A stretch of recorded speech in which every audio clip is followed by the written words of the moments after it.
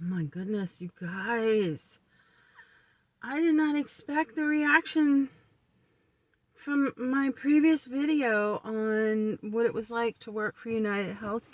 I'm kind of shocked. On one hand, I'm shocked because of my channel is why. I'm not shocked about what people are saying. Well, some of it. I mean, I can't run for president. You don't want me in Congress. Trust me on that. But I did not expect to get as many views or in the comments. And the comments are still coming in.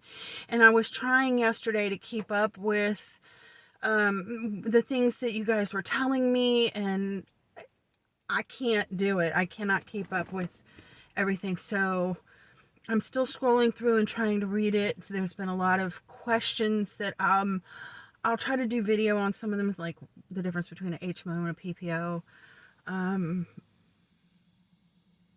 The thing that has touched me the most, though, and I want to thank everybody for being so kind to me. And more importantly, though, I want to thank the people who have shared their personal stories, whether they were doctors or patients or family members of patients,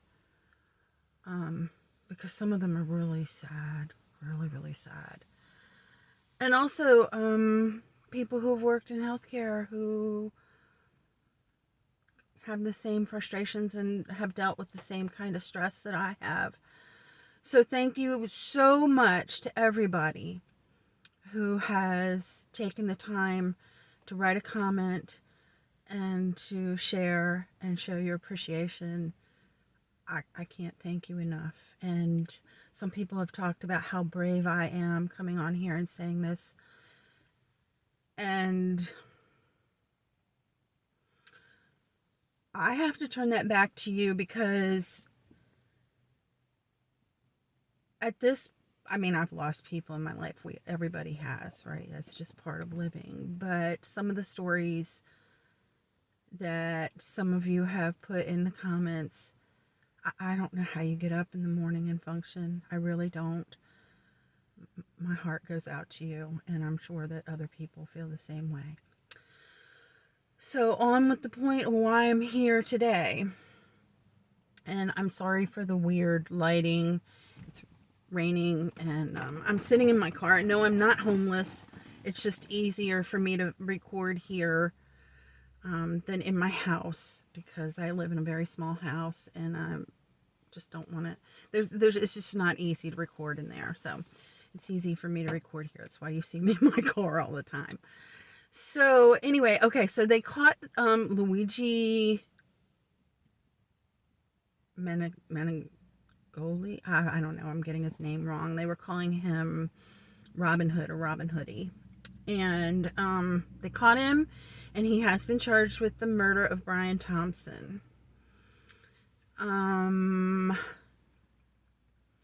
So this is, I'm going to give you what my perspective and my prediction on this and how it's going to affect us, just from what I'm seeing right now. And this is all very new, so there's not a lot of information out there right now. They did catch him, and he's from Maryland, and he's young. He went to a very nice school. He's got a pretty good education.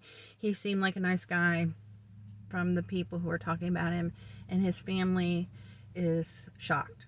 Okay, they found the backpacks and the jackets, and there's a 3-page manifesto in there. They've given little tidbits about what's in there in the manifesto, but we really don't know. Okay, now this is what I think. I think, first of all, his trial is not going to come for a while. Okay, so that's when we're really going to find out what was in that manifesto. Meanwhile, and understandably, okay, so I'm not really criticizing the media. They kind of have to do some control measures here. They don't want to make this guy look like a hero, because they don't want people going around shooting everybody, okay? That's a fact.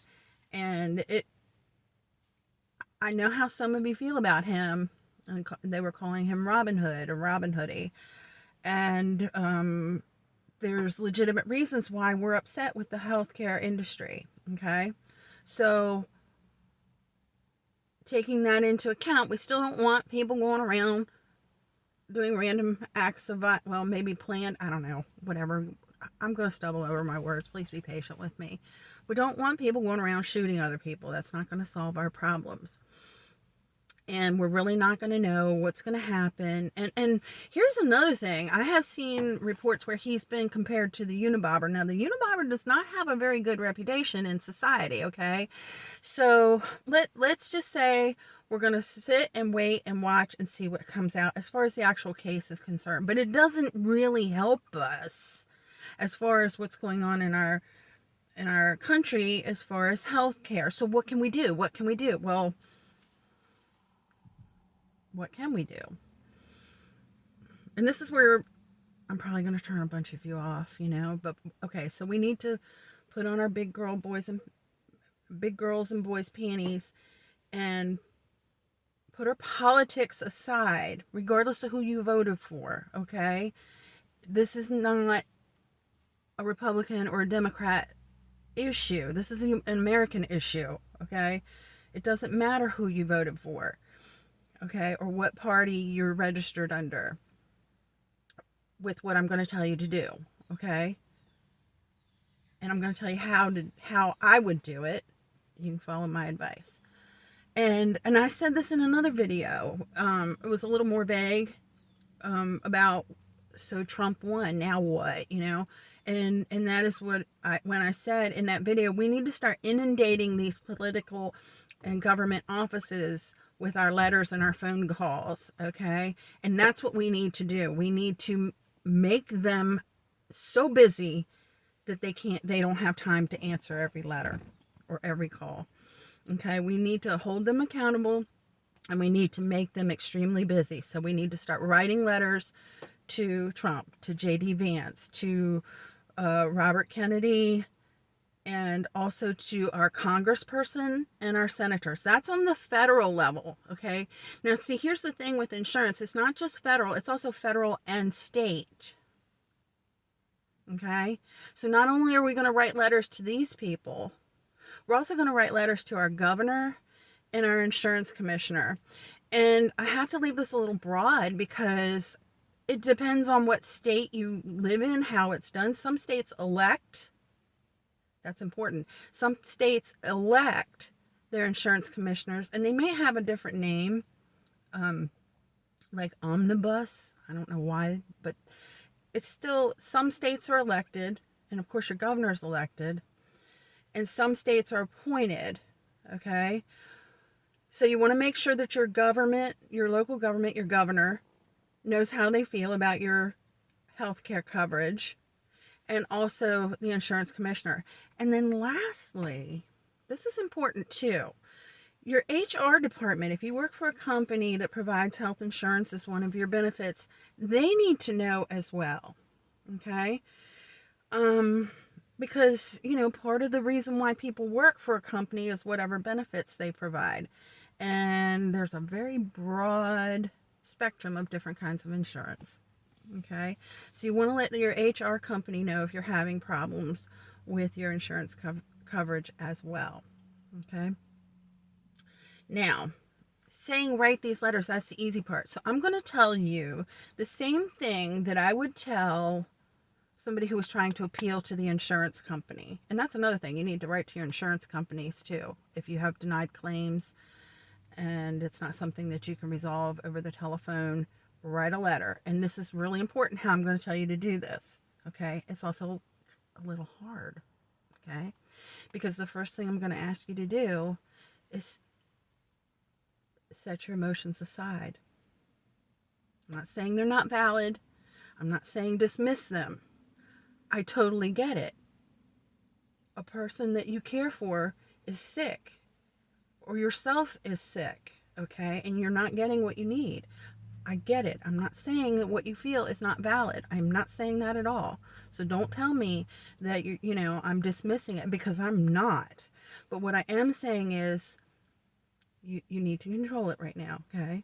Just take a big breath, put some calm music on, put yourself in a room where you can concentrate, okay? Have some peace and quiet or whatever it is you need.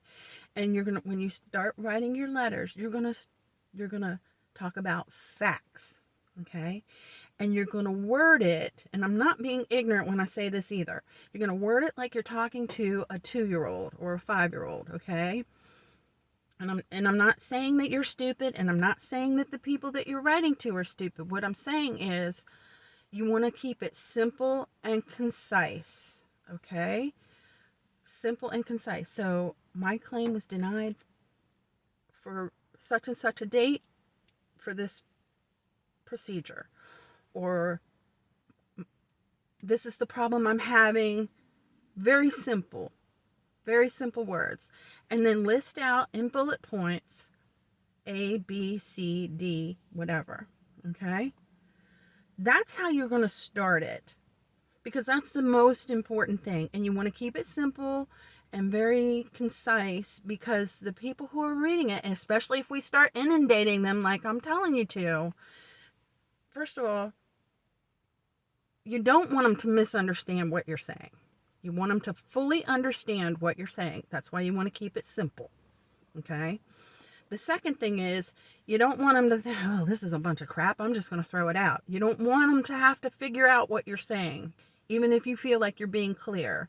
Okay? You want them to understand it, and you don't want to give them an excuse why they don't. Okay? That's why. After you go through all this stuff, okay, and putting out there in simple terms what needs to be said, okay, the facts, the points, your solutions, okay, what you desire, then I want you to tell your story, okay? That's when you can put the emotional stuff in there. And I think we need, in this particular case, we need the people who have the power and the authority to change the things that we're asking them to change, to feel what we feel, okay? But they need to feel that after the fact, not before, okay? Not before. And like I said, I'm not dismissing anybody's thoughts. I mean, your feelings or your pain or the struggles that you're going through, your anger, whoever you are, whether you're a patient or a provider. Okay, I'm not dismissing it at all, but we need to tell them point blank, this is a problem, okay? So we don't confuse anybody, and so they get the point. They need to understand it, okay? So we're going to write it like run, spot, run. Then you can start pulling at their heartstrings. It usually... This is not going to happen overnight. It's not. It's not going to happen overnight.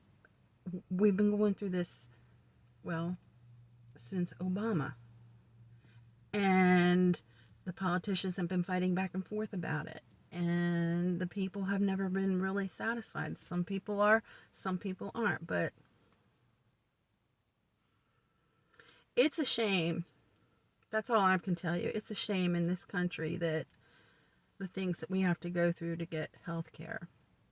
And I got more to say about it. Oh my goodness. I was just thinking about a girl. I'm going to tell you one little quick story. A girl that I talked to. I call her a girl. She was a woman. Okay. But she was young. She was young. God bless her. And I mean that in a good way, not in the nasty southern way. Her dad died. Okay. He passed away, and she was the only child, and I don't know where her mother was, but there was no mother, okay? And so she was trying to settle his estate, and there were claims being denied left and right.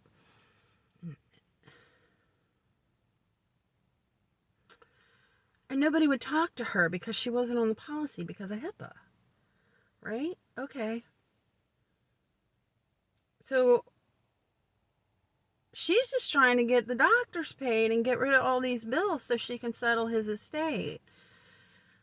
In this particular case, it actually turned out not so difficult to solve. She just started addressing everything to the estate of, she had to do everything in writing. She couldn't do it over the phone, because there was no power of attorney or anything like that. So she had to write all of her correspondence to the estate of whatever her father's name was. And then they would respond. It's kind of silly, but on one hand, on the other hand, it's a legal issue, And once she started doing that and getting the claims paid, and they did pay, and then kindly, a lot of the doctors wrote off whatever wasn't covered by the insurance. And the only reason why I know this is because she called me back and thanked me for that. So there's a tip for some of you who have lost loved ones and still dealing with the financial whatever that comes after. If you're not somebody that they can talk to for whatever legal reasons, the estate of. Okay. That's all I'm going to say for now. I'm still kind of recovering from reading a lot of the things that you guys have posted to me, and I'm sure that there's more coming in as I'm recording this right now. I'm going to come out with some other videos. I got a lot of questions asking me about the difference between an HMO and a PPO, and I'll do that. But right now, I'm really touched. I don't know how else to say it. I can't believe that so many people have reached out and just told me their story. And some of them are good, but, I've had some kind of a ending, I'll just say, that where there wasn't a person lost, but maybe there's still financial problems, which is hard to go through when you're sick, or you're trying to care for somebody who's sick, or you're mourning the loss of somebody. That's the part that seems like they don't get. Like, why do you have to deal with that when you should be focused on getting better or taking care of somebody? So, it's the part that gets me anyway.